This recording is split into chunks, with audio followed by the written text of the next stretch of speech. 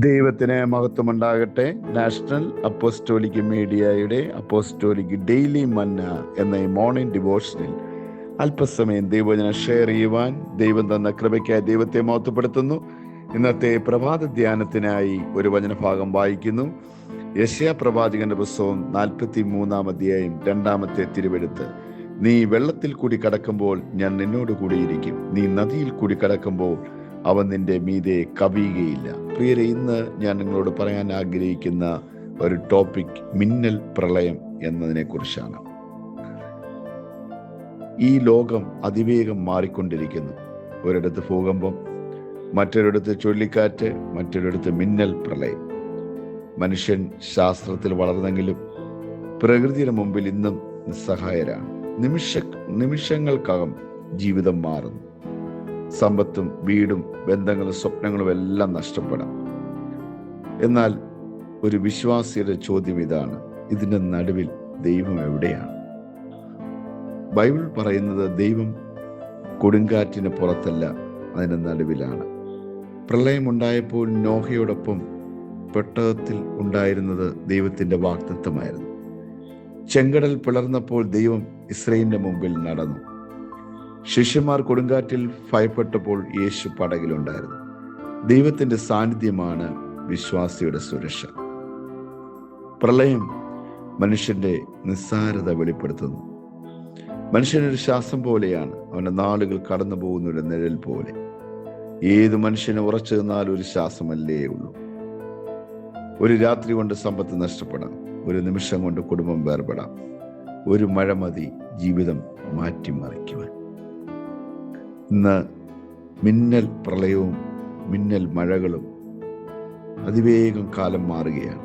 2 മാസം പെയ്യുന്ന മഴ ഒരു ദിവസം അല്ലെങ്കിൽ ഒറ്റ മഴ കൊണ്ട് അതിശക്തമായിട്ടുള്ള പ്രളയം സൃഷ്ടിക്കുന്നു. നോക്കിയാട്ട് എന്തെല്ലാം കാര്യങ്ങളാണ് മാറിക്കൊണ്ടിരിക്കുന്നത്. ഞാൻ ജീവിതം നിയന്ത്രിക്കുന്നതെന്ന് കരുതുന്നത്, എന്നാൽ ഒരു ശ്വാസം പോലും ദൈവത്തിൻ്റെ ദാനമാണ്. പ്രളയം മനുഷ്യനെ വിനയത്തിലേക്ക് പലപ്പോഴും നടത്തും. പ്രളയം പാപത്തിൻ്റെ ഫലമായ ലോകത്തിൻ്റെ യാഥാർത്ഥ്യം ഓർമ്മപ്പെടുന്നു. സൃഷ്ടി ആദ്യം മുതൽ സമ്പൂർണ്ണമായിരുന്നു. എന്നാൽ പാപം ലോകത്തിലേക്ക് കടന്നു വന്നപ്പോൾ മരണവും ദുഃഖവും ശാപവും പ്രകൃതിയുടെ തകർച്ചയെല്ലാം വന്നു.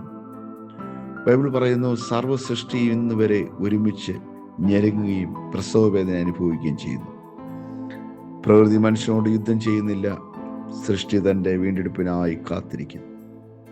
ഇത് ദൈവത്തിൻ്റെ ഒരു ക്രൂരതയാണോ എന്ന് ചിന്തിക്കും. എന്നാൽ ഇത് പാപത്തിൻ്റെ ഒരു ശമ്പളമാണ്. ഭയാനകമായ ഒരു ദുരന്തം തന്നെ. പ്രിയരെ, പ്രളയം ദൈവത്തിൻ്റെ ഒരു ശബ്ദമാകാം. ദൈവം സംസാരിക്കുന്ന പല രീതിയിലാണ്. ദൈവത്തിന് വചനം പറയുന്നുണ്ട്, കർത്താവിൻ്റെ വരവിൻ്റെ ആ കാലം നോഹയുടെ കാലം പോലെയും ലൂത്തിന്റെ കാലം പോലെയുമാണ്. നോഹയുടെ കാലത്ത് എന്തായിരുന്നു? പ്രളയമായിരുന്നു. ലൂത്തിന്റെ കാലത്ത് മ്ലേച്ഛത കൂടിക്കൊണ്ടിരുന്നു. ഇത് രണ്ടും ഇന്ന് നമ്മുടെ ഈ കാലഘട്ടത്തിൽ പരിശോധിച്ചാൽ അത് നമുക്ക് കാണുവാനായിട്ട് കഴിയും. അതുകൊണ്ട് ഈ കാലങ്ങളെ നമുക്ക് തിരിച്ചറിയേണ്ടതായിട്ടുണ്ട്. ഈ കാലങ്ങളെക്കുറിച്ച് നമുക്ക് നല്ല ബോധ്യം വരേണ്ടതായിട്ടുണ്ട്. ഒരു ആത്മപരിശോധനയ്ക്കാണ് ഈ കാലം നമ്മുടെ മുന്നിൽ കൊണ്ടുവന്ന് എത്തിച്ചിരിക്കുന്നത്. ഇവിടെ നമുക്ക് ലഭിക്കുന്ന അല്ലെങ്കിൽ നമ്മൾ തിരിച്ചറിയേണ്ട യാഥാർത്ഥ്യം ഇതെല്ലാം നശിച്ചു പോകുന്ന ഒന്നാണ്. അതുകൊണ്ട് മാനസാന്തരം ഏറ്റവും പ്രധാനപ്പെട്ട ഒരു കാര്യമായി നമ്മുടെ മുന്നിൽ വരികയാണ്. ഇതൊരു ഭീഷണിയല്ല, ഒരു സ്നേഹത്തിൻ്റെ മുന്നറിയിപ്പാണ്. നോഹയുടെ കാലത്തെ പോലെ തന്നെ മനുഷ്യപുത്രൻ്റെ വരവും ആയിരിക്കുമെന്ന് കർത്താവ് പറഞ്ഞപ്പോൾ അവിടെ പ്രധാനമായി പറയുന്നുണ്ട്, ആളുകൾ തിന്നും കുടിച്ചും വിവാഹം കഴിച്ചും വിവാഹത്തിന് കൊടുത്തും പോകുന്നു. അങ്ങനെയുള്ള ഒരു കാലം പോലെയുള്ള ഒരു കാലത്താണ് നമ്മൾ ജീവിക്കുന്നത്. തിന്നുക, കുടിക്കുക, വിവാഹം കഴിക്കുന്നു, വിവാഹത്തിന് കൊടുക്കുന്നു, അങ്ങനെ മാത്രമായിട്ട് മുഴുകി ജീവിക്കുന്ന ഒരു ലോകത്തിൽ നിന്ന് മനുഷ്യൻ ഇതെല്ലാം നിസ്സഹായതയും എന്താണ് മനുഷ്യൻ്റെ ആകത്തുകയെന്ന് ബോധ്യപ്പെടുവാൻ പലപ്പോഴും മനുഷ്യനെ നിസ്സഹായനാക്കും. അവിടെയാണ് ദൈവത്തിൻ്റെ കാര്യങ്ങളെക്കുറിച്ച് മനുഷ്യൻ ചിന്തിക്കാനായിട്ട് പോകുന്നത്. അതുകൊണ്ട് പ്രിയരെ, ഈ പ്രതിസന്ധിയുടെ നടുവിലും പ്രശ്നങ്ങളുടെ നടുവിലും നാം കുലുങ്ങിപ്പോകാൻ വേണ്ടിയല്ല, ദൈവത്തിൽ ഉറച്ചു നിൽക്കുവാൻ ദൈവം നമ്മെ പഠിപ്പിക്കുകയാണ്. ദൈവത്തിലേക്ക് നമ്മുടെ ആശ്രയം തിരിയുവാൻ, ദൈവത്തിലേക്ക് നമ്മൾ നമ്മുടെ മനസ്സിനെ മുറുകെ പിടിക്കുവാൻ, ദൈവത്തിൻ്റെ വഴിയിലേക്ക് നമ്മൾ തിരിയുവാൻ കർത്താവ് നമ്മളെക്കുറിച്ച് ആഗ്രഹിക്കുന്നു. അങ്ങനെ തിരിയുന്നവർക്ക് പ്രതിസന്ധികൾ വന്നേക്കാം, പ്രശ്നങ്ങൾ നടുവിൽ വന്നേക്കാം. അവിടെ ദൈവം നമ്മുടെ കൂടെയുണ്ട്.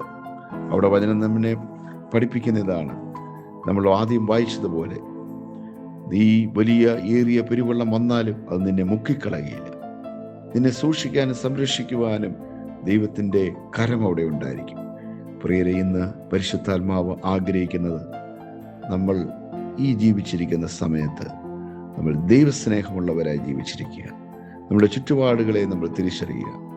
നിസ്സഹായരായ മനുഷ്യരെ നമ്മുടെ മുന്നിലുണ്ട്, അവർക്ക് കൈ കൊടുക്കുക. അവരെ ജീവിതത്തിലേക്ക് കൂട്ടിക്കൊണ്ടുവരുവാൻ ദൈവം നമുക്ക് തന്നിരിക്കുന്ന നല്ല അവസരങ്ങളെ വിനിയോഗിക്കുക.